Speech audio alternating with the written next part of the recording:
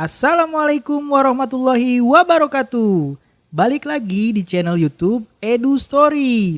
Sebelum belajar, jangan lupa subscribe, like, and share. Untuk support kita lebih semangat lagi, bantu pejuang PNS se-Indonesia. Lanjut ke pembahasan soal-soal up to date ya. Jangan lupa berdoa. Halo Eduholik, jika kita melihat soal seperti ini, maka kita bisa melihat di sini diketahui yang pertama adalah tukang batako menghasilkan 1.500 batako dalam waktu 6 hari. Kemudian dalam waktu 15 hari, maka batako yang dihasilkan kita misalkan X. Sehingga ini adalah kasus perbandingan senilai. Kita selesaikan dengan menggunakan 1.500 per X sama dengan 6 per 15. Kita sederhanakan, ini kita bagi dengan 3, hasilnya adalah 2. Kita bagi dengan 3, hasilnya adalah 5. Kemudian 1.500 kita bagi 2, hasilnya adalah 750. Ini dibagi 2, nilainya adalah 1. Selanjutnya tinggal kita kali silang. X kali 1 nilainya adalah X sama dengan 750 dikali 5, hasilnya adalah 3.750. Sehingga jawabannya adalah yang C. Sampai jumpa di pembahasan berikutnya. Halo Eduholik, jika kita melihat soal seperti ini, maka kita harus mencari polanya terlebih dahulu. Kita bisa lihat yang pertama adalah dari 2 ke 4, kita kalikan dengan 2. Selanjutnya dari 4 ke 10, ternyata kita kalikan dengan 2. Lalu kita tambah dengan 2, duanya 2 yang ini, maka hasilnya sama dengan 10. Kemudian kita loncat 1, langsung dari 11 ke 22. Dari 11 ke 22, kita kalikan dengan 2, hasilnya adalah 22. Maka selanjutnya dengan pola yang sama akan kita dapatkan 22 kita kali dengan 2, lalu hasilnya nanti kita akan tambahkan dengan 11. Sehingga 22 kali 2 adalah 44, kemudian kita tambah dengan 11, nilainya adalah 55. Jadi jawabannya adalah yang A. Sampai jumpa di pembahasan berikutnya. Halo Eduholik, jika kita melihat soal seperti ini, kita harus mencari polanya terlebih dahulu. Dari 2 ke 8, kita kalikan dengan 4, kemudian 8 ke 16, kita kali dengan 2, 16 ke 8, kita bagi dengan 2, 8 ke 32, kita kali dengan 4, 32 ke 16, kita bagi dengan 2, lalu 16 ke 64, kita kali dengan 4. Ternyata polanya sudah stabil, yaitu pada operasi pembagian 2, kemudian kita kali 4, bagi 2 kali 4, bagi 2 kali 4, maka selanjutnya adalah kita bagi dengan 2. Sehingga jawabannya 64 dibagi 2 sama dengan 32. Jadi jawabannya adalah yang C. Sampai jumpa di pembahasan berikutnya. Halo Eduholik, jika kita melihat soal seperti ini, maka penyelesaiannya adalah kita bisa melihat di sini ada 2 pola. Pola yang pertama adalah dari W ke T. Ternyata polanya adalah sebelum huruf W, yaitu adalah huruf P, kemudian U, setelah itu adalah T. Kemudian kita loncat 1 dari T ke Q, ternyata polanya juga sama. Polanya yaitu dikurang dengan 2 huruf sebelumnya. Sebelum huruf T yaitu S dan R. Setelah itu adalah huruf Q.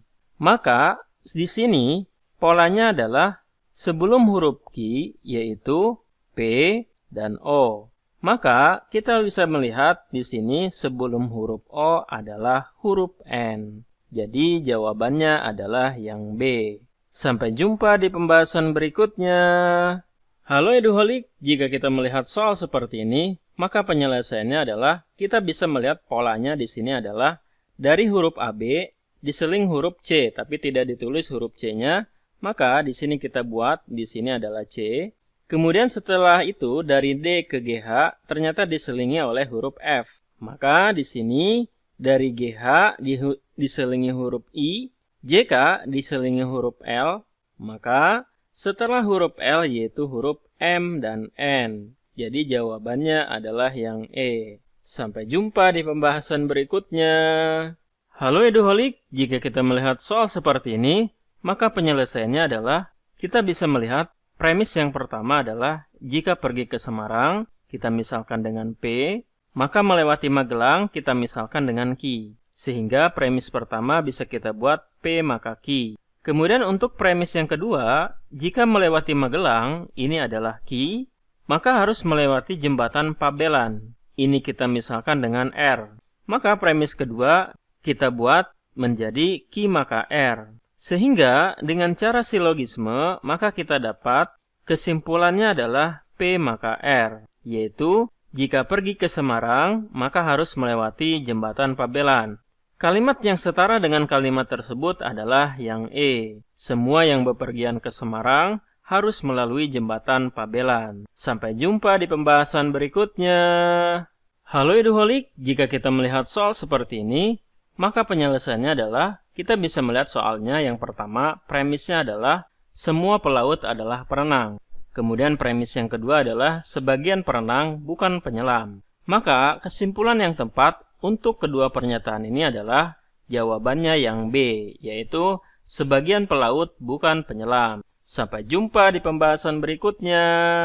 Halo Eduholik, jika kita melihat soal seperti ini, maka penyelesaiannya adalah kita bisa melihat premis yang pertama adalah semua pegawai harus datang lebih awal. Kemudian premis kedua adalah Irma adalah seorang pegawai. Maka kesimpulan yang tepat untuk kedua premis itu adalah jawabannya yang B, yaitu Irma harus datang lebih awal. Sampai jumpa di pembahasan berikutnya. Halo Eduholik, jika kita melihat soal seperti ini, maka penyelesaiannya adalah kita bisa melihat di sini ada pernyataan Andre adalah adik Nunung. Maka bisa kita simpulkan umur Nunung lebih besar atau lebih tua daripada Andre. Kemudian Nina adalah kakek Andre dan lebih muda daripada Nunung. Ini artinya bisa kita buat yang pertama yang paling tua adalah Nunung, kemudian selanjutnya adalah Nina, dan yang terakhir adalah Andre. Sehingga jawabannya adalah yang B, yaitu Nunung. Sampai jumpa di pembahasan berikutnya. Halo Eduholik, jika kita melihat soal seperti ini, kita bisa menganalisa pernyataan-pernyataan atau kalimat-kalimatnya. Setelah kita analisa, maka jawaban yang tepat untuk pertanyaan yang ini adalah jawaban yang D, yaitu permen coklat. Sampai jumpa di pembahasan berikutnya. Halo Eduholik, jika kita melihat soal seperti ini, maka penyelesaiannya adalah kita bisa membuat analisa dari soalnya. Yang pertama adalah kejujuran S tidak sebaik D, artinya di sini D lebih jujur daripada S. Kemudian terkadang M kurang jujur, tapi sesungguhnya dia masih lebih jujur daripada R. Maka bisa kita buat M lebih besar dari R. B lebih suka berbohong daripada H, maka H lebih besar dari B. D cukup jujur, tetapi secara umum M lebih jujur daripada D. Maka bisa kita buat M lebih besar dari D, dan I sama dengan K. Lalu D lebih jujur daripada H dan K, berarti bisa kita buat D lebih dari H, kemudian D lebih dari K. Sehingga dari pernyataan-pernyataan yang diketahui ini, yang paling jujur di antara mereka adalah M. Jadi jawabannya adalah yang D. Sampai jumpa di pembahasan berikutnya. Terima kasih sudah nonton full video ini. Tulis saran dan request soal yang kalian ingin bahas di kolom komentar. Salam Eduholik, salam pejuang PNS.